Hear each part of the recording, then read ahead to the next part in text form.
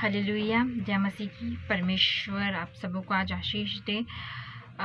Actually में खुदा हमारे साथ हैं, खुदा हमें मदद करते हैं हर एक बात के लिए। हम ये जानते हैं जितने भी प्रार्थना करने वाले लोग हैं, परमेश्वर हमें बढ़ा रहे हैं। ऐसा नहीं है कि खुदा हमारे लिए काम नहीं कर रहे हैं। जैसे मैंने कहा, अगर खुदा की हमें आवाज़ नहीं आ रही है या हम उसे महसूस नहीं कर पा रहे हैं, तो ऐसा नहीं है कि परमेश्वर हमसे दूर है। ये हमें शैतान की कुछ चीज़ें हैं, स्पिरिट्स हैं या बहुत सारी चीज़ें हैं, जब हमें लगता है कि हमसे खुदा बहुत दूर है। और जितने भी लोग सुसमाचार को आपने सुना है और हमें सुसमाचार प्रचार करने के लिए परमेश्वर ने ठहराया है, हम जानते हैं इस बात को। और हम जानते हैं कि यीशु मसीह को क्रूस पे जो लटकाया जाना था, जैसे हम आज जानते हैं गुड फ्राइडे आ रहा है, गुड फ्राइडे आने वाला है, और हम जानते हैं कि यीशु मसीह का जो गुड फ्राइडे है जिसको हम बोलते हैं, उस दिन उसका बलिदान हुआ, उसके द्वारा हमारा जो जीवन है, हमने नया जीवन पाया, हम नई सृष्टि बन गए, हमारा नया जन्म हुआ है। और हम जानते हैं सब परमेश्वर की सामर्थ में हुआ है। हमारे खुद की योजनाओं के द्वारा या शारीरिक में हमें कुछ करना नहीं पड़ा। जैसे हम सोचते हैं ना, कई बार हमारे पाप शुद्ध होंगे, हमें कुछ करना पड़ेगा, हमें डुबकियाँ लगानी पड़ेगी, हमें क्या कहते हैं, हमें बहुत ज़्यादा जगहों पर जाना पड़ेगा, या हमें किसी के व्यक्ति की ज़रूरत पड़ेगी। खुदा ने देखिए वो सारी दीवारें हमारे लिए तोड़ दी हैं। अब हमें ज़रूरत है कि हम भी उस दीवारें हैं अपनी बनाई हुई खुद की, उसे भी तोड़ दें। जब हम कलाम पढ़ते हैं, वो धीरे धीरे हमारे जीवन में काम होता है, पर कई बार हम खुद भी चीज़ों को समझ नहीं पाते हैं। उन दीवारों को, उन बोझ को, उन बोलते हैं ना बाधाओं को अपने सर पे लेकर ढोते हैं। हमारा पिता का कलाम कहता है, हमारा प्रभु यीशु मसीह का कलाम कहता है कि यीशु मसीह ने हमारे लिए वो कुर्बान हो गया, अब और कोई बलि बाकी नहीं है।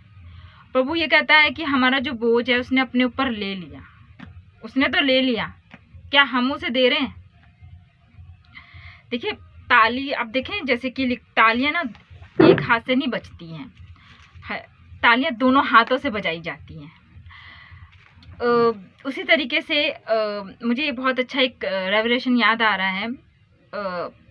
एक मेरी सिस्टर है, उन्होंने किया था, उन्होंने बोला कि जैसे कहते हैं ना कि जब हम खेत जोतने जाते हैं तो हम देखा है तो कि 2 बैल होते हैं। कभी भी देखा है कि एक बैल है कि अकेले वो जुताई कर रहा है, मतलब अकेले वो खल जोत रहा है? नहीं ना। उसी तरह प्रभु का क्रूस भी है, एक तरफ हमें उठाना है, एक परमेश्वर उठाता है। तालियां दोनों हाथ से बजती है। अगर प्रभु यीशु मसीह के विश्वास के द्वारा पूरे पृथ्वी का उद्धार करना होता तो अब तक हम उसका प्रचार नहीं कर रहे होते, परंतु तालियां दोनों हाथ से बजनी है। जो कोई स्वीकार करता है, जो नया जीवन पाना चाहता है, लिखा है ना कि ढूंढोगे तो पाओगे, खटखटाओगे तो खोला जाएगा। और अगर अभी भी हम पुराना हमारा जो मनुष्य तत्व है, जो पिता यीशु मसीह ने क्रूस पे ले लिया, हमने उसे दे नहीं पा रहे हैं, तो ये भी प्रॉब्लम है। वो तो लेने के लिए तैयार है, क्या हम अपना पुराना मनुष्य तत्व, अपने पुराना जीवन जो हमने पास्ट में जो कुछ किया या जो कुछ चीज़ें हमने अपने जीवन में बोई हुई हैं, वो अभी तक उसको लेके ढो रहे हैं ना, तो ये हमारी परेशानी है, ये हमारे अंदर की दिक्कत है। प्रभु ने तो कर दिया सब कुछ, क्या हम उसे रिसीव कर रहे हैं? एक बहन मेरे से बात कर रही थी, उन बहन का नाम नहीं लूँगी। वो कह रही थी सिस्टर, एक उन्होंने एक वीडियो देखी थी, वो क्योंकि हम लोग बहुत से लोग हैं जो प्रचार करते हुए लोगों को देखते हैं तो बहुत ज़्यादा आकर्षित हो जाते हैं। किसी भी आजकल मैं सुन रही हूँ, मैंने बहुत से लोगों को इस बात में प्रचार भी करते हुए सुना है। वो भी कह रही है मैं बड़े बड़े प्रभु के दासों को देखती थी और प्रचार करने की सोचती थी, मैं भी एक दिन करूँगी। तो इसी तरीके से हम आकर्षित हो जाते हैं। एक काम करना, एक प्रभु ने दिया वो बात अलग है, एक आकर्षित होकर आपको करना वो बात में डिफरेंट है। एक है कि हमें परमेश्वर करा रहा है, एक हम खुद करना चाहते हैं, है ना, किसी कारणवश। तो वो दोनों बातों में डिफरेंट सेंस है। हमने उस टॉपिक पे आ जाते हैं। तो ये वो कह रही थी कि सिस्टर, क्या मुझे प्रभु में रहने के लिए समय कुछ मायने रखता है? तो मैंने कहा क्या आपने वचन नहीं पढ़ा कि परमेश्वर कहता है समय हमारा परमेश्वर के लिए नहीं है, हमारे लिए समय नहीं है। प्रभु कहता है, प्रभु का 1 दिन 1000 दिनों के और 1000 दिन 1 दिन के बराबर है। तो सोचिए, हमें लगता है प्रभु देरी करता है, पर एक्चुअलिटी में जो देरी कर रहे हैं वो हम हैं। हम अगर अब्राहम का मैं एक वचन है जो मैं हमेशा कोट करती हूँ, मैं अभी भी करूँगी। देखिए, जिस समय जिस वो परमेश्वर की उपस्थिति में बैठा था अब्राहम, और प्रभु ने उसे कहा, जब उसने उसी समय विश्वास किया, उसी समय परमेश्वर ने उसे धर्मी ठहराया। तो जब हमें खुदा कुछ कहता है और हम उस दिन विश्वास कर लेते हैं, और प्रभु उसी समय हमें धर्मी भी ठहरा देता है। जब हम जिस दिन यीशु मसीह के लहू को अपने ऊपर ले लेते हैं, जिस दिन हम ये विश्वास कर लेते हैं कि यीशु मसीह ने हमारे लिए कुर्बान हो गया और वही है और कोई नहीं है, उसी समय हम परमेश्वर में, हम प्रभु की दृष्टि में धर्मी हो जाते हैं। और पर अगर हमारे अंदर जैसे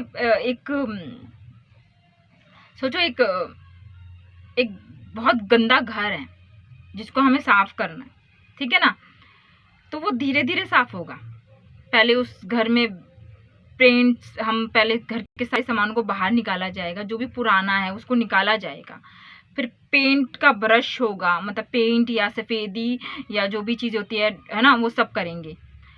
फिर उनके हिसाब से जो घर में जो चीज़ें थी, जो ज़रूरत है, या नया सामान लेकर आएंगे उस घर को दोबारा रिक्वल करने के लिए। वो पुराना जो सामान था उसको फेंका जाएगा, उसको रखा नहीं जाएगा।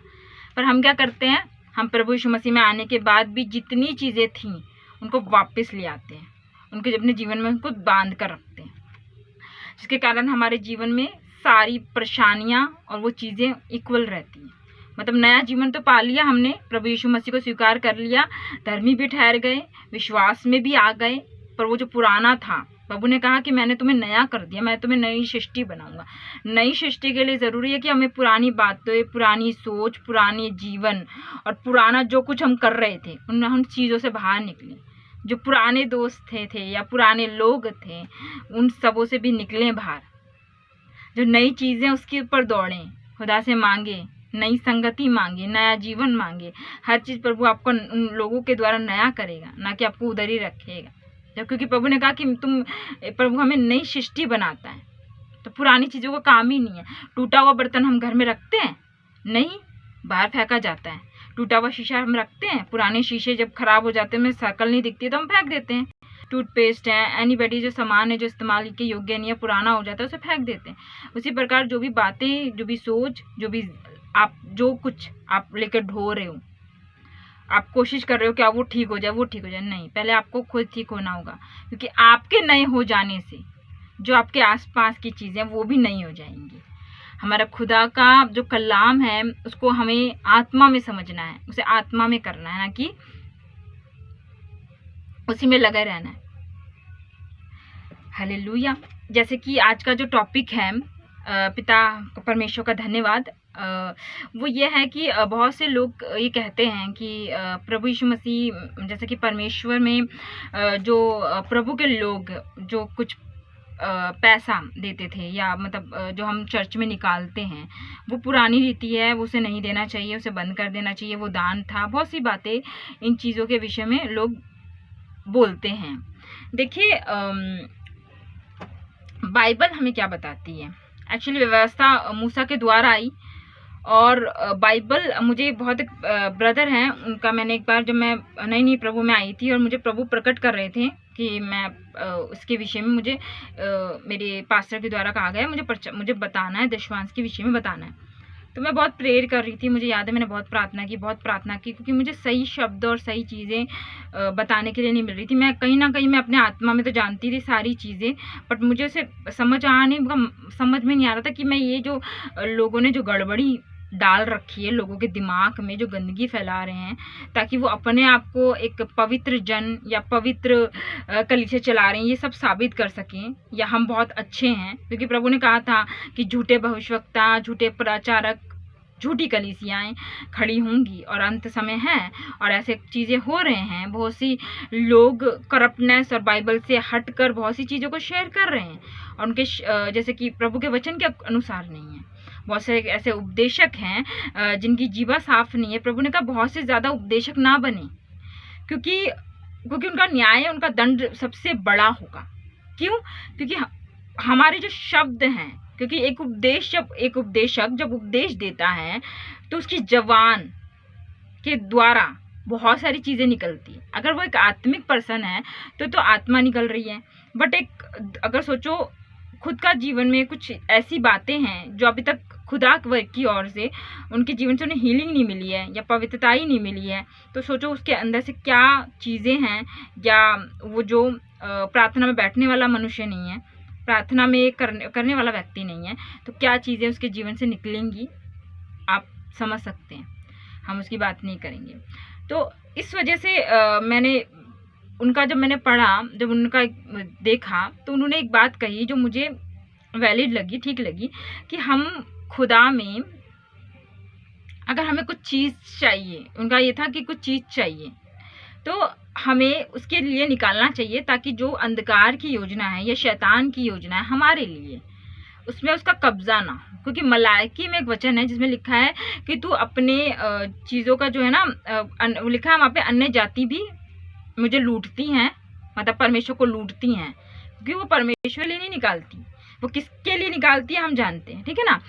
और कहते हैं अन्य जाति वरन अन्य, तुम तो लूटते हो प्रभु के लोगों का, तुम तो लूटते ही हो, परंतु अन्य जातियाँ भी मुझे लूटती हैं और मेरे लिए, मतलब परमेश्वर के लिए नहीं निकालती हैं। और वहाँ पे लिखा है परंतु अगर तुम मेरे निकालो तो तुम्हारे जो फल हैं वो कच्चे नहीं गिरेंगे, मतलब वो फलवंत होंगे, ब्लेस्ड होंगे। देखते हैं ना आजकल हम देख रहे हैं बहुत से लोग, मैं पास्टर की बात नहीं करूँगी क्योंकि पास्टरों का कुछ और होता है, खुदावन बहुत सी उनकी अपनी आत्मिक चीज़ें होती हैं जिसकी वजह से उनको जो स्ट्रगल करना पड़ता है वो एक अलग टॉपिक है। परंतु परमेश्वर का वचन जो हम भेड़े हैं उनके विषय में ये कहता है कि अगर हम परमेश्वर के निकालते, देखिए अगर हमें अपने जीवन में, हमें घर में ब्लेसिंग चाहिए तो घर में सब लोग मिलकर प्रार्थनाएं करें ताकि घर में परमेश्वर की मौजूदगी आए। और घर में परमेश्वर का समय अगर आप दे रहे हो तो घर में शांति आएगी। अगर आप अपने शरीर में परमेश्वर का आत्मा, अगर आप चाहते हो कि प्रभु मेरे अंदर वास करें, तो आपको एक सेपरेट प्रार्थना करने की ज़रूरत है ताकि परमेश्वर का आत्मा आपके अंदर काम करे, ना कोई इवल आत्मा, ना कि शैतानी आत्मा। इसी प्रकार अगर आप चाहते हो आपके पैसे में ब्लेसिंग आए तो आप उसके लिए निकालें। और प्रभु ने हमारा जो परमेश्वर का जो काम है ना, वो रुक ना जाए। अगर उसके लिए परमेश्वर आपको अगुवाई कर रहा है तो उसके लिए भी निकालें।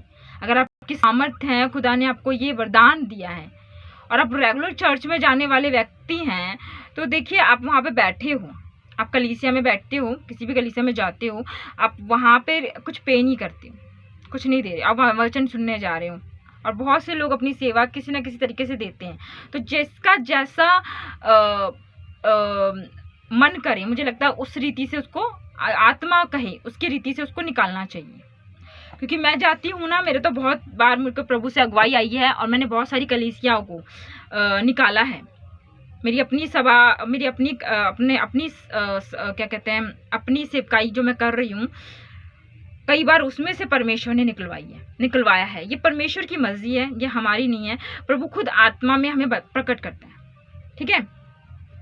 क्योंकि प्रभु वहाँ से मुझे कुछ आशीष देना चाहता होगा, कलीसिया को आशीष देना चाहता होगा, कलीसिया के लोगों को कुछ ब्लेसिंग देना चाहता होगा खुदा। ये खुदा की मर्जी है, वो किसको किसके रीति से, किसको कहाँ पर, मतलब मेल मिलाप का आत्मा के द्वारा प्रभु हम लोगों को ब्लेस करता है। प्रभु बोलता है, और प्रभु ने कहा है कि मैं मतलब हर्ष से देने वाले से प्रसन्न होता हूँ। परमेश्वर जो हर्ष से निकालता है, परमेश्वर उससे खुश होता है। आपका मन नहीं है तो आप ना निकालें, आपका मन है, आपका मन व्याकुल हो रहा है, आपका वो हो रहा है कि अरे हमें निकालना चाहिए, खुद प्रभु अंदर आपको प्रकट करेगा। आप प्रार्थना करने वाले व्यक्ति हैं तो हम इसमें, अगर लिखा है परमेश्वर का वचन कहता है कि हर्ष से देने वाला, कुरिन्थियों में लिखा है हर्ष से देने वाले से परमेश्वर प्रसन्न होते हैं। और हम सब जानते हैं प्रार्थनाएं परमेश्वर को खुश करने के लिए करते हैं। हम प्रभु में बढ़ रहे हैं कि हम परमेश्वर को, लिखा ना, आत्मिक लोग ही परमेश्वर को पसंद कर सकते हैं, संसारिक लोग नहीं कर सकते। जो संसार में फंसे हैं, संसार की बातों में, संसार की आदतों में और संसार के लोगों में फंसे हुए हैं, वो लोग प्रभु को पसंद नहीं कर सकते। पर जो आत्मा की चलाई चलते हैं उसे खुदा खुद अगुवाई करता है। प्रभु को प्रेज़ द लॉर्ड, प्रभु की स्तुति हो। तो आज का वचन जो मैंने निकाला, मैंने पुराने नियम से निकाला। देखिए व्यवस्था को पकड़ते हैं तो मैंने भी व्यवस्था से ही निकाला। मैंने कुरिन्थियों से, आपको बता दें, कुरिन्थियों में वचन साफ लिखा है कि प्रभु उनसे खुश होता है जो अपनी उत्साहता से निकालते हैं, है ना, प्रसन्नता से निकालते हैं, ना कि उससे जो कुड़कुड़ा के निकालते हैं। उसमें एक स्टोरी है जब व्यवस्था नहीं आई थी, इब्राहिम ने भी जब निकाला था, जब व्यवस्था नहीं आई थी। इब्राहिम भी जब व्यवस्था मूसा के द्वारा आई है, मूसा से पहले इब्राहिम आया है, हम जानते हैं ये बात को। Hallelujah, praise the Lord. तो लिखा है कि कैनन और हाबिल की है 4 में मैंने 7 लिखा है। अगर आप पढ़ेंगे, अगर कैन और हैबिल की स्टोरी आपने पढ़ी है उत्पत्ति में, तो उसमें लिखा है कि एक्चुअली मैं 7 से पढ़ रही हूँ, 4 से पढ़ रही हूँ। लिखा है इसमें 4 का 4 उत्पत्ति। और हाबिल भी अपनी भेड़ बकरियों में कई एक पिलोठे बच्चे भेंट चढ़ाने के लिए ले आया और उसकी चर्बी भेंट में चढ़ाई। तब यहोवा ने हाबिल और उसकी भेंट को तो ग्रहण किया, परंतु कैन ने उसकी भेंट को उसने ग्रहण ना किया, परंतु कैन और उसकी भेंट को ग्रहण ना किया। तब कैन ने अति क्रोधित हुआ और उसके मुंह पर उदासी छा गई। तब यहोवा ने कैन से कहा, क्या तू क्यों क्रोधित हुआ और तेरा मुंह पर उदासी क्यों छा गई? यदि तू भला करे, क्या तेरी भेंट ग्रहण ना की जाएगी? और यदि तू भला ना करे तो पाप द्वार पर छिपा रहता है और उसकी लालसा तेरी ओर होगी और तुझ पर प्रभुता करती रहेगी। यहाँ पर हम देखते हैं परमेश्वर ने कैन का जो मन था साफ नहीं था और उसने वो भेंट दी, तो परमेश्वर ने स्वीकार नहीं की। और हाबिल की जो भेंट थी परमेश्वर ने स्वीकार कर ली।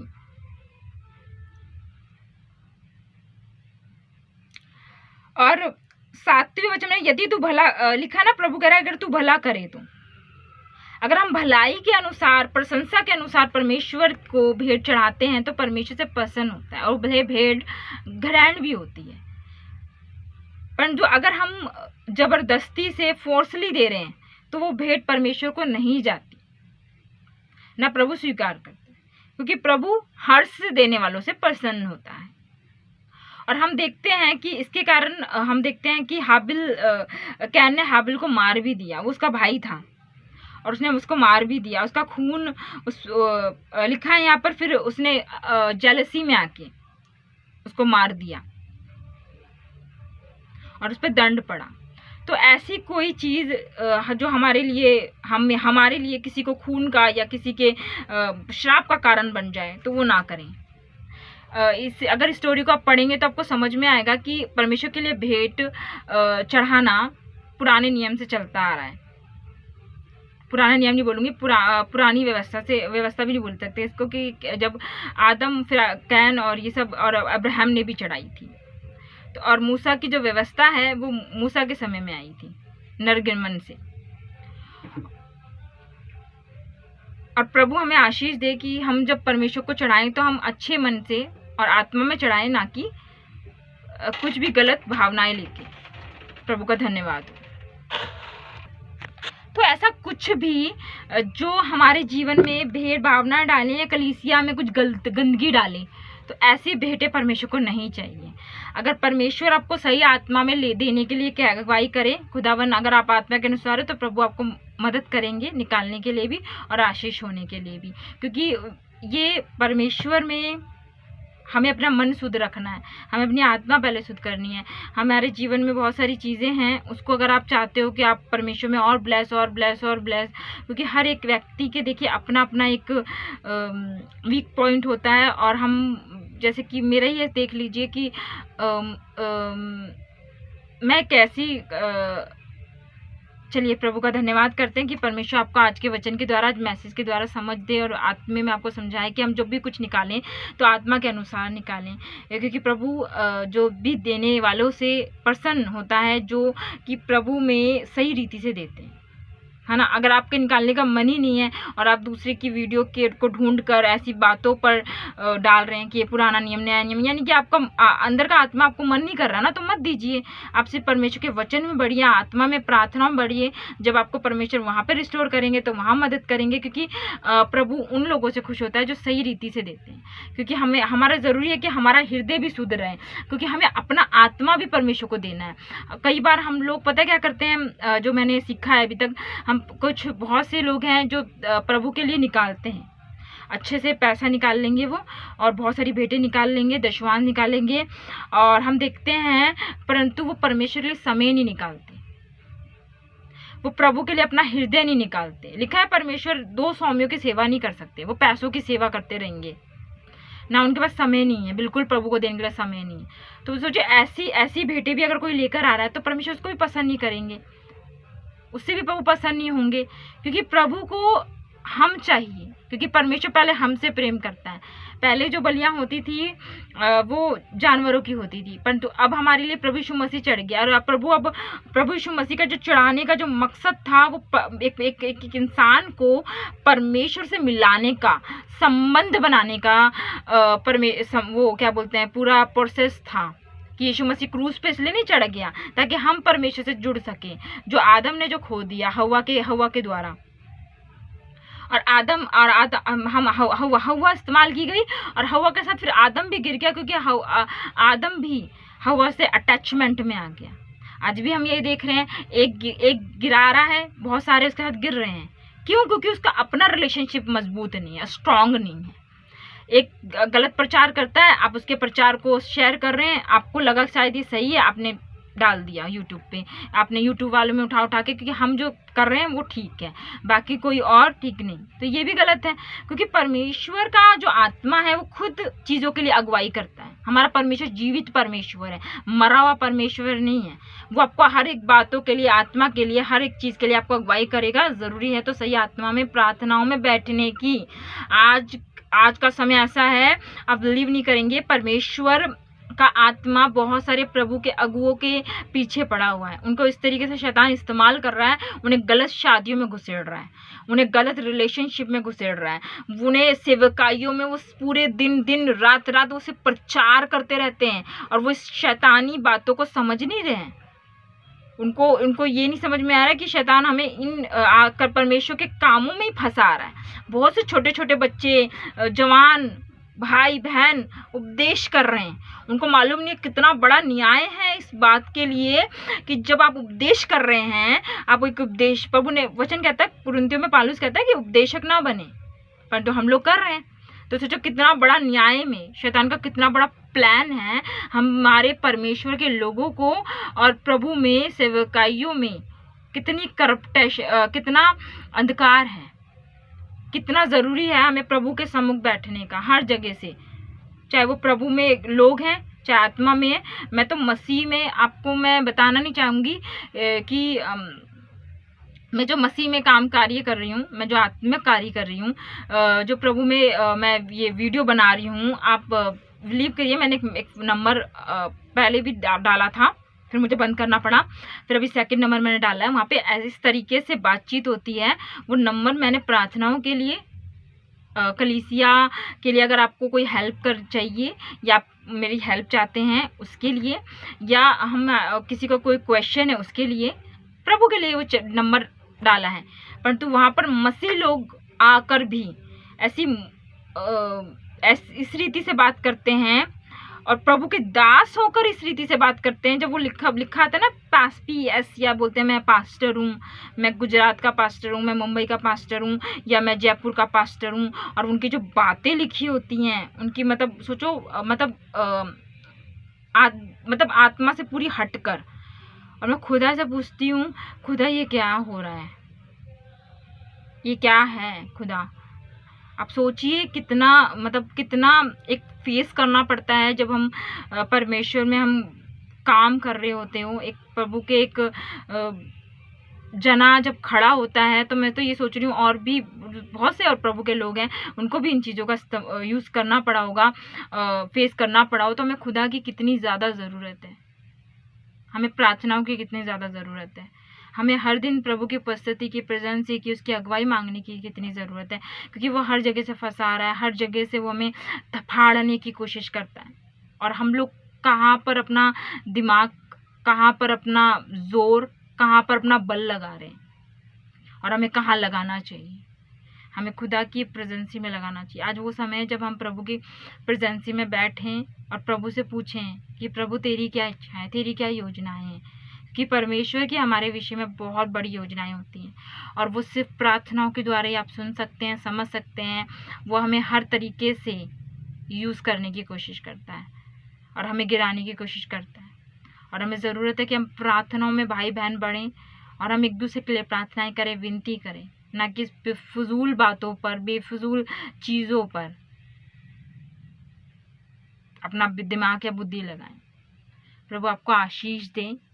और प्रभु हम प्रार्थना में चलते हैं कि खुदावन जो भी मैसेज शेयर हो मेरे पिता, उसके लिए प्रभु आपको पर तो महिमा देते हैं प्रभु परमेश्वर पिता।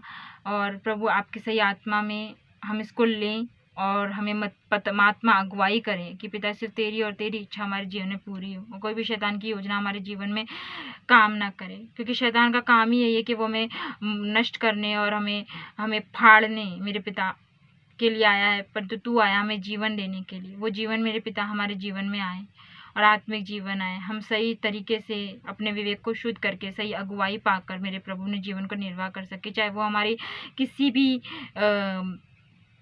जीवन के लिए है मेरे प्रभु। चाहे हम अगर मैरिड हैं, हम शादीशुदा हैं, तो शादी के लिए मेरे परमेश्वर, हमारे बच्चों के लिए मेरे प्रभु, हमारे जवान भाई बहनों के लिए मेरे पिता, हमारे पास अगुओं के लिए प्रभु जी, जो हमसे पहले आए हैं मेरे परमेश्वर, उनके लिए मेरे खुदावन, क्योंकि उनके लिए जो कठिन समय है मेरे प्रभु, जैसे तूने कहा कि इन सबों पर परमेश्वर के लोगों पर सबसे पहला, क्योंकि प्रभु का अपना पता, परमेश्वर का न्याय पहले उन पर पड़ता है जो परमेश्वर में है, क्योंकि खुदावन हम अपना हमें लेखा देने का समय है प्रभु। और लिखा उपदेशकों का तो सबसे बड़ा न्याय है मेरे प्रभु जी। हम लिखा वचन कहता है कि प्रभु सहने से ज़्यादा हमारी परीक्षा ना होगी मेरे पिता। हमें मदद करना मेरे प्रभु, हमें अगुवाई करना मेरे परमेश्वर, अपनी पवित्रता में हमें रख मेरे पिता। और प्रभु सिर्फ तेरी इच्छा हमारे जीवन में पूरी होने पाए प्रभु। आप बढ़ो पिता, हम घटे मेरे पिता। कोई भी प्रभु, सारी महिमा मेरे प्रभु जी आपको देते। आप बढ़ो मेरे पिता और हमें सुरक्षित रखिए, हमारे परिवारों को, हमारे कलीसियाओं को, हमारे भाई बहनों को मेरे प्रभु जी। ये सारी प्रार्थनाओं को प्रभु जी आपके बेटे यीशु नासरी के नाम में मांगते। आमेन। प्रीज द लॉर्ड।